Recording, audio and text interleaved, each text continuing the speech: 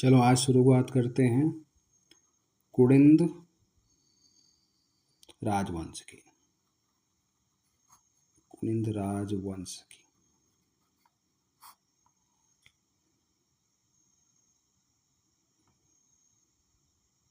कुड़िंद राजवंश प्लस अशोका कालसी शिलालेख, इन दोनों को हम साथ साथ पढ़ेंगे। यह टॉपिक परीक्षा के लिहाज से सबसे महत्वपूर्ण है क्योंकि यूके ट्रिपल एस और यूके पीएससी ने पिछले एग्ज़ाम में यहाँ से कम जितने भी अभी तक एग्ज़ाम हैं 12 से अधिक बार प्रश्न पूछे हैं। हम इसे पूरे डीप कॉन्सेप्ट और जीएस पैरेलल लिंकिंग के साथ कवर करेंगे ताकि कोई भी कोना ना छूटे। कुड़िंद राजवंश और मौर्य साम्राज्य व मौर्य साम्राज्य। कुड़िंदों के इतिहास को जानने का हमारे पास सबसे बड़ा और एकमात्र ठोस स्रोत उनकी मुद्राएं हैं। ठीक है, इनका इतिहास का स्रोत है मुद्राएं। इनकी केवल मुद्राएं हैं और कुड़िंद राजाओं ने 3 प्रकार की मुद्राएं करी। 3 प्रकार की कौन कौन सी थी वो, जिन्हें परीक्षक हर बार परीक्षा में घुमा फिरा कर पूछता है। एक है अमोघ भूति प्रकार। क्या? अमोघ भूति प्रकार। और दूसरी है रजत व ताम्र। और तीसरी है लिपि और भाषा वाली। लिपि और भाषा वाली। तो अमोघ भूति प्रकार में क्या था, कुड़िंद वंश का सबसे प्रतापी राजा इसे बोला गया है।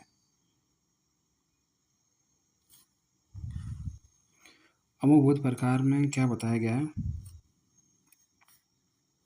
नहीं सॉरी, ये प्रकार ये है। दूसरा प्रकार है अल्मोड़ा प्रकार।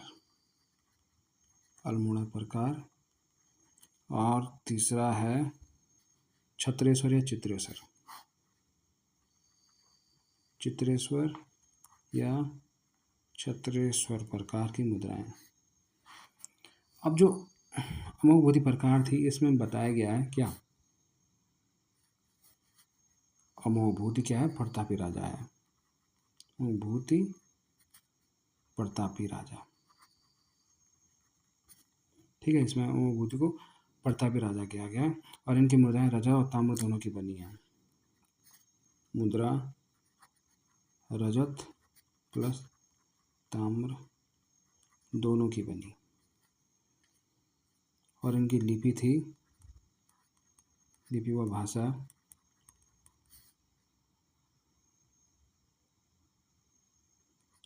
ब्राह्मी और खरोष्ठी थी। दोनों का यूज़ हो रखा है। ठीक है, इनकी लिपियों में। और इनकी भाषा थी प्राकृत। इनकी भाषा थी। और इनके चित्र, सिक्कों पर क्या चित्र थे, देवी लक्ष्मी व हिरण का चित्र। ये हैं अमोघ भूति प्रकार के। अब आते हैं अल्मोड़ा प्रकार। अल्मोड़ा प्रकार की मुद्राएं में क्या था, ध्यान से पढ़िएगा।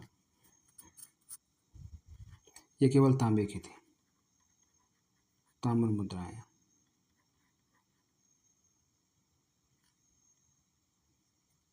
और जो ब्रिटिश संग्रहालय है वहाँ पे 4 ऐसी मुद्राएं रखी गई हैं। ब्रिटिश संग्रहालय में 4 ऐसी मुद्राएं हैं। ठीक है, 4 ऐसी मुद्राएं हैं। और इन पर शिव का चित्रण है। शिव का क्या है, चित्रण है।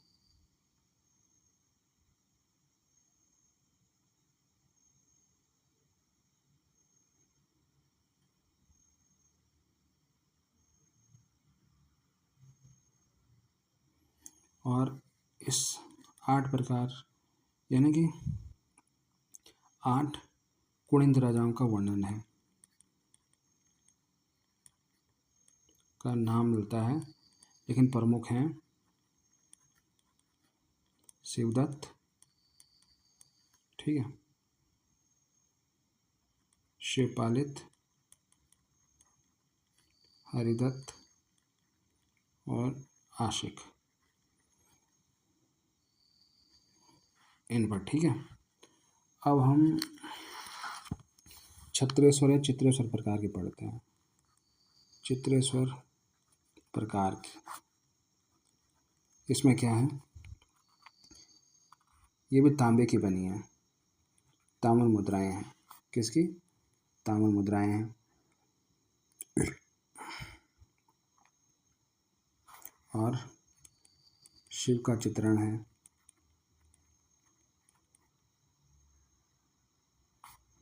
प्लस हाथ में त्रिशूल है,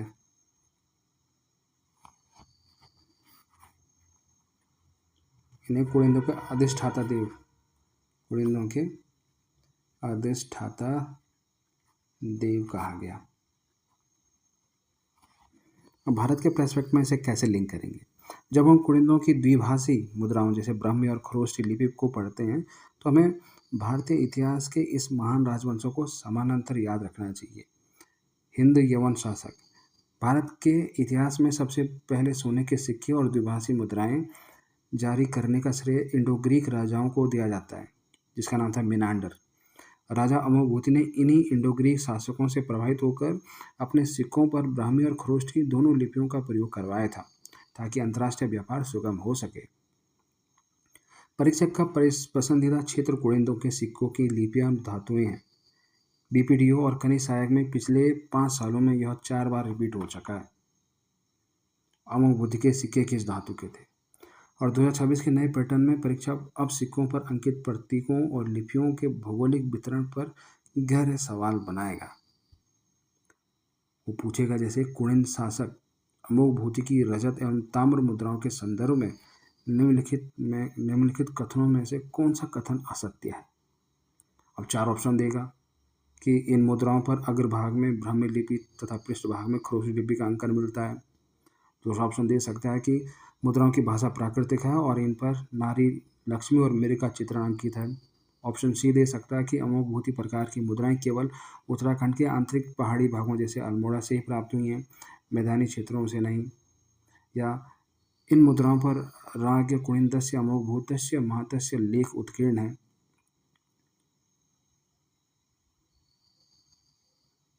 तो इसका सही उत्तर हो सकता है कि अमोघभूति के सिक्के केवल पहाड़ों में नहीं बल्कि मैदानी व्यापारिक केंद्रों और हरियाणा, सहारनपुर तक मिले। परीक्षक ने केवल शब्द लगाकर आपको भ्रमित करने का प्रयास किया है। तो ये जब समझेंगे नहीं तो फिर सही से नहीं हो पाएगा। तो आपको इस तरीके से पढ़ना है ताकि आप इसको क्रैक कर सको। तो एग्जामिनर के माइंडसेट से पढ़ना है भाई, फालतू कुछ नहीं पढ़ना है। अब आते हैं हम अशोक का कालसी शिलालेख। अशोक कालसी शिलालेख।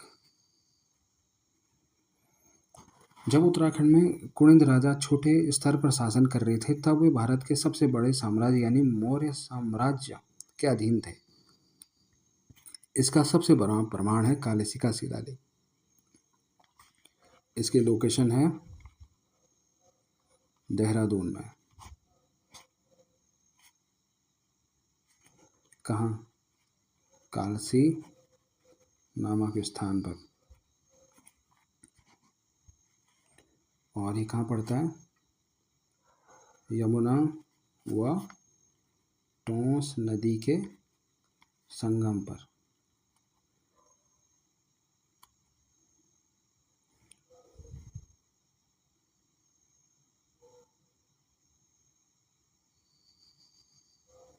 और ये बना था कब? 257 ईसा पूर्व।